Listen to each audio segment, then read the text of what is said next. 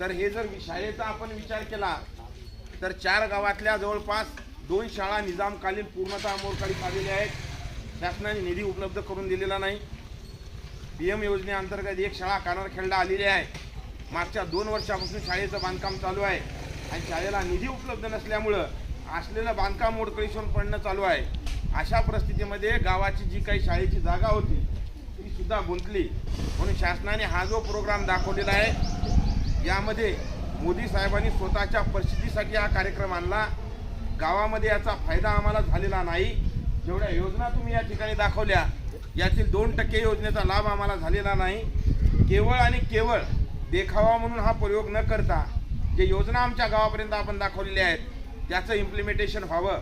एकही बाब शेतकऱ्याच्या हमी भावाबद्दल या व्हिडिओमध्ये नव्हती।